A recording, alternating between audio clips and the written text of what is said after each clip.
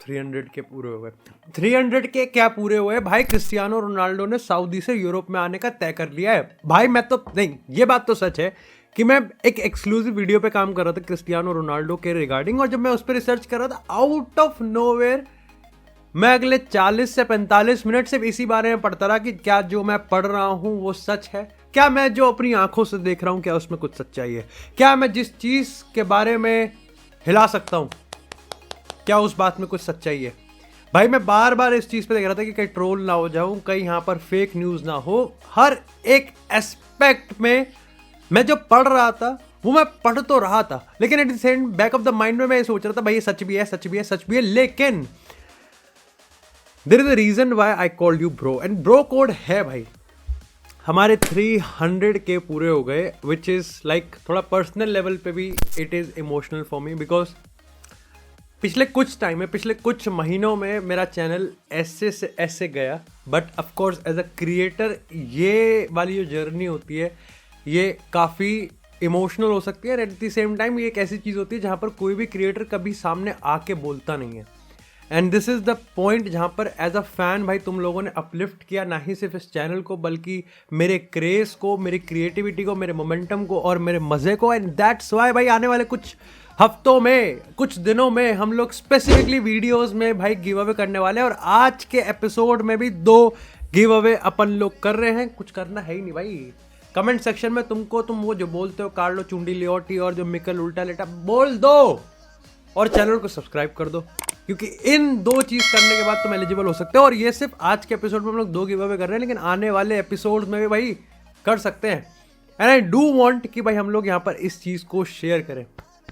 Thank you so much. लेकिन वापस आते हैं भाई, क्रिस्टियानो रोनाल्डो भी अलग तरीके से भाई कुछ फोड़ फाड़ रहा है।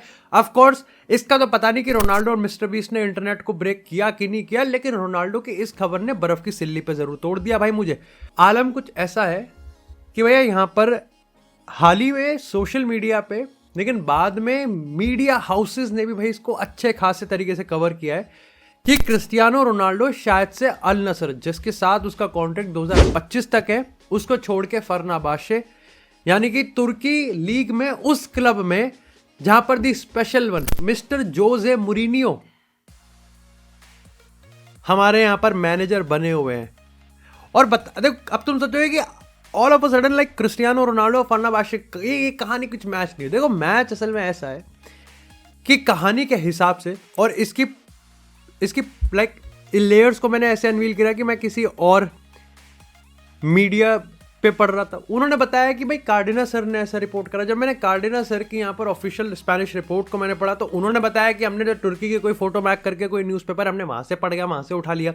लेकिन कहानी कुछ ऐसी है कि ऐसा बताया गया कि एक फ़ोन कॉल हुआ है, अकॉर्डिंग टू रिपोर्ट्स एक फ़ोन कॉल किया गया है जोसे मुरीनो की तरफ से रोनाल्डो को। दोनों भाई साहब यहाँ पर टच में हैं। मुरीनियो ने बताया कि उनको ऐसा खबर मिला है कि भाई रोनाल्डो शायद से अल नसर को छोड़ सकते हैं जब उनका कॉन्ट्रैक्ट खत्म हो जाए। ऐसे में वो चाहते हैं कि रोनाल्डो अगर अल नसर को छोड़ते हैं तो वो यहाँ पर फरनाबाशे यानी कि तुर्की में आए। अब इसके रिगार्डिंग बहुत मतलब यहाँ तक समझ में आता है कि हम इस पे बात करें। कार्डिना सर ने यहाँ पर अपनी ऑफिशियल रिपोर्ट में बहुत सारी आगे की बात बता दी। उन्होंने यहाँ पर यह भी बताया कि पहली बात तो अल नसर अपने स्टार्स को जाने नहीं देती, उसमें भी भाई वो क्रिस्टियानो रोनाल्डो है। लेकिन उन्होंने कहा कि जहां अल नसर का और रोनाल्डो का कॉन्ट्रैक्ट 2025 के समर में जाके खत्म होगा, द बिग थिंग इज कि जोसे मुरीनो और फरनाबाशे को रोनाल्डो अभी चाहिए, जनवरी ट्रांसफर अभी यहीं पटक के चोट देंगे। लेकिन पॉइंट यहाँ पर यह भी है कि उन्होंने यहाँ पर यह भी बताया अपनी रिपोर्ट में कि फरनाबाशे के स्पोर्टिंग डायरेक्टर जो कि ऑलरेडी एक पोर्चुगीज हैं, वो यहाँ पर रोनाल्डो के एजेंट जॉर्ज मेंडेस से ये इनमें पैचअप कब हुआ भाई, ये रोनाल्डो और जॉर्ज मेंडेस में कब पैचअप हुआ भाई, ये तो पता ही नहीं चला मेरे को। ये तो इनमें ब्रेकअप हो गया था, बट इन दोनों में ऑलरेडी लूली हो रही है कि यहाँ पर क्रिस्टियानो रोनाल्डो फरनाबाशे में ज्वाइन करे। और यहाँ पर फरनाबाशे एक financial package, of course Saudi के लेवल का नहीं, बट एक फाइनेंशियल पैकेज तैयार कर रही है कि वो रोनाल्डो को किस तरीके से लेके आ सकते हैं। इतना ही नहीं, उन्होंने इतनी एडिशनल इन्फॉर्मेशन भी दे दी कि अभी तो आप इसको ही एनालाइज करोगे, लेकिन उन्होंने इतनी एडिशनल इन्फॉर्मेशन भी दे दी कि जहां पर गैलाटासरे ने ओसिमन को साइन किया, वहां पर जोसे मुरीनियो क्रिस्टियानो रोनाल्डो को साइन करके फरनाबाशे को और गैलाटासरे को एक दूसरे के साथ ला सकते हैं। रिपोर्ट में ये भी बताया गया है कि बहुत मैटर करता है इस चीज़ पे कि जोसे मोरिनो क्रिस्टियानो रोनाल्डो का पर्सनल रिलेशनशिप कैसा है और क्या सऊदी के साथ रोनाल्डो अपना जो रिलेशन है उसको ख़त्म कर सकता है या कुछ तरीके से मीडिएट कर सकता है।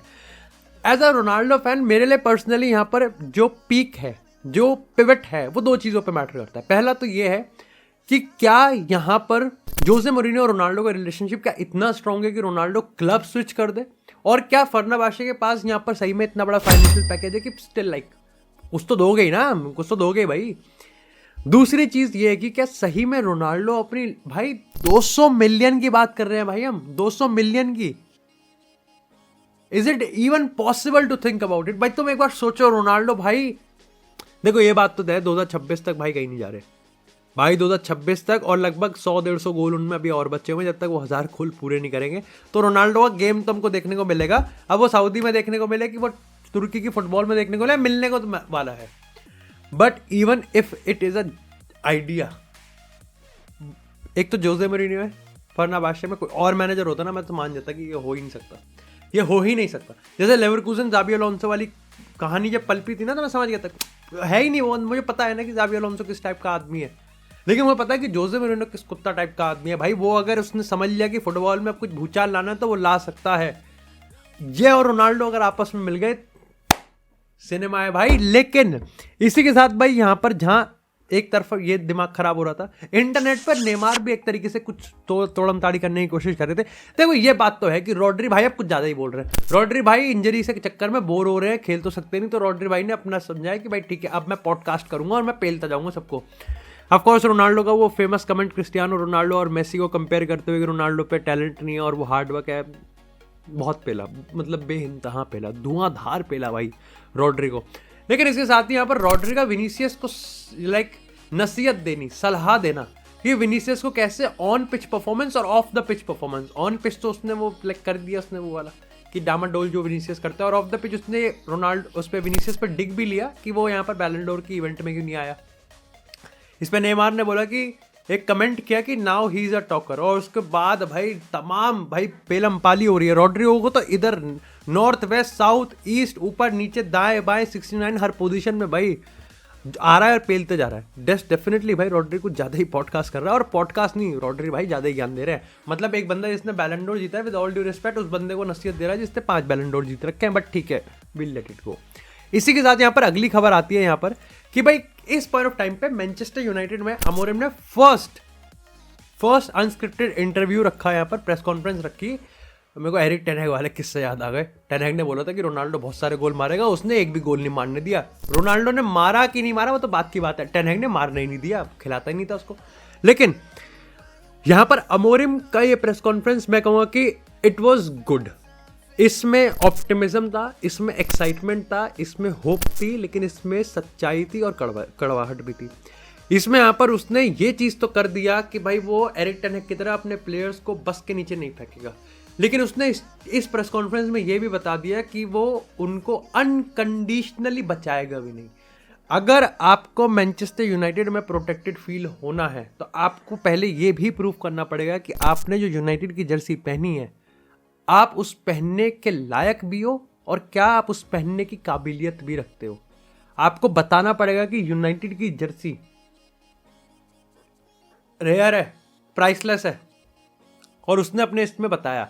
दूसरी चीज मेरे को जो बहुत अच्छी लगी उसमें यह भी था कि अमोरिम अपनी आइडियोलॉजी से हटेगा नहीं, और ये बहुत बेहतरीन चीज है। उसने कहा कि यूनाइटेड के साथ ऑफ कोर्स अडेप्ट करेंगे, लेकिन मैं इस रिस्क को समझता हूं, विच इज व्हाट हंसी फ्लिक डिड।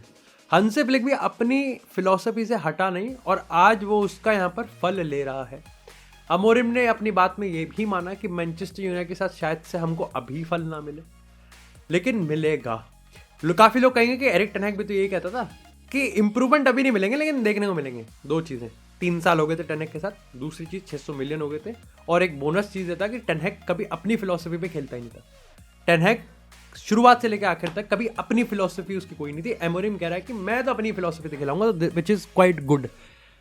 आप जब एमोरिम को बोलते हुए सुनते हो तो अच्छा लगता है, लाइक यू नो कि he is very charming, very good, लेकिन at the end of the day वो आपको सच भी बता देता है, ठीक है। So he is like a very good communicator, बहुत अच्छी बात है। स्ट्रेट फॉरवर्ड भी है, और जितना वो यंग है उस हिसाब से तो बहुत ही सही है। इसी के साथ भाई यहाँ पर एक बढ़िया खबर मिली है रॉड्री के रिगार्डिंग कि भाई रॉड्री रियल मैड्रिड को लेके मस्त है। देखो रॉड्री और रियल मैड्रिड के बीच में जो पनप रहा है वो पनप रहा है कि उसको पनपाया जा रहा है, कह नहीं सकते, लेकिन ये चीज़ कोई नई नहीं है, पुरानी है। पिछले कुछ 1-1.5 महीने में हमने बहुत बार देखने को मिला है कि रियल मैड्रिड रॉड्री को सर्कल अराउंड कर रही है, और उसके साथ भी वो ऐसा ही कुछ करने वाले हैं जो उन्होंने आलाबा, एम्बापे और डेविस के साथ वो कर रहे हैं, या फिर ट्रेंट के साथ करेंगे, यानी कि उसको फ्री एजेंट पे लेके आने की कोशिश करेंगे। लेकिन यहाँ पर कैच ये हुआ है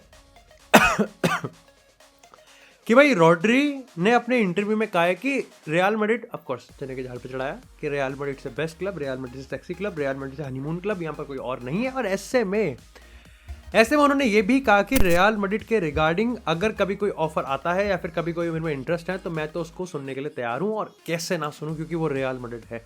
लेकिन उसके इमीडिएट, ऑफ कोर्स ये पूरा कोट बहुत ज़्यादा सोशल मीडिया पे वायरल जा रहा है, लेकिन काफ़ी सारे लोग इसका यही वाला कोट का पार्ट नहीं बताएंगे जहाँ पर उसने ये भी कहा है कि प्रीमियर लीग में वो रिटायर भी हो सकता है क्योंकि प्रीमियर लीग ने उसको सब कुछ दिया है।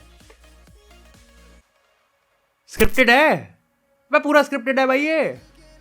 ये पीआर होती है जिसको कहते। अब तुम सोचोगे कि इसमें स्क्रिप्ट इसका फायदा क्या हुआ और नुकसान क्या हुआ। उसने जहां एक तरफ ये भी बोल दिया कि वो रियल मैड्रिड का ऑफर सुनने के लिए तैयार है, उसने यहाँ ये भी बोल दिया कि वो मैनचेस्टर सिटी में रिटायर भी हो सकता है, क्योंकि वो कर भी तो नहीं सकता कुछ। उसने पहले स्टेटमेंट से कंप्लीट कर दिया कि अगर रियल मैड्रिड का ऑफर आता है तो वो और उसका एजेंट तो तैयार है सुनने के लिए, लेकिन एट द सेम टाइम वो इस चीज को क्योंकि खुल के नहीं कह सकता तो उसने ये चीज भी कह दी बाद में कि मैं प्रीमियर लीग में रिटायर हो सकता हूँ, जस्ट इन केस अगर ऑफर नहीं आएगा तो मैं मैनचेस्टर सिटी में खुश हूँ भाई, मेरा कॉन्ट्रैक्ट रिन्यू कर देना। दोनों में से वो कुछ भी चीज करता, सिर्फ एक करता, फंस जाता।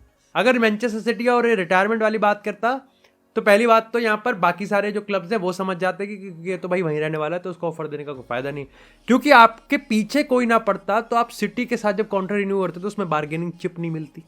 अगर आप पहला चीज़ करते तो घुसने ही ना देते सिटी में, एहतियात में पेप घुसने ही ना देता, अपने बाल साथ उसके बाल भी उड़ा देता वो। लेकिन इसी के साथ यार बात करते हैं मेसी और बार्सिलोना की। ऐसा बताया गया है कि स्पेनिश रेडियो कैटलूनिया ने बताया है कि भाई बार्सिलोना ने ऑफिशियली इनवाइट किया है मेसी को कैंप न्यू, यानी कि जो एनिवर्सरी गाला होने वाली है उसमें। काफ़ी लोगों ने अटकलें लगाई गई हैं कि भाई लेपोर्ता और मेसी आमने सामने, नॉटी नॉटी। वैसे मेसी और इंटर मियामी से ये खबर भी सामने मिली है कि Mascherano is the new manager, gonna be the new manager of Inter Miami. Mascherano की टीम को मैंने इतना ज़्यादा नहीं देखा, लेकिन जब वो हुआ था एक टूर्नामेंट हुआ था, भूल गया, जहाँ पर मास्चेरानो वॉज द मैनेजर, बहुत भकेड़ा खड़ा हो गया था भाई, बहुत बवासीर खिलाया था उसने। वो एक मैच मैंने देखा था और उस एक मैच के बारे में मैंने पढ़ा भी था, सबने एक तरफा ली थी मास्चेरानो के करियर की एबिलिटी की, बट स्टिल लेट्स सी कि भाई यहाँ पर मास्चेरानो मैच क्या है ये। अबे ऐसे दिखावे के लिए भाई एक इधर उधर का प्लेयर भी ले लो भाई, ऐसा क्या कर रहे हो यार, तुम प्लेयर ही नहीं ले रहे, बार्सिलोना नहीं भर रहे हो। मैं तो बल्कि पूरी तरीके से सोल्ड आउट हो चुका था कि जावी बनेगा नया मैनेजर,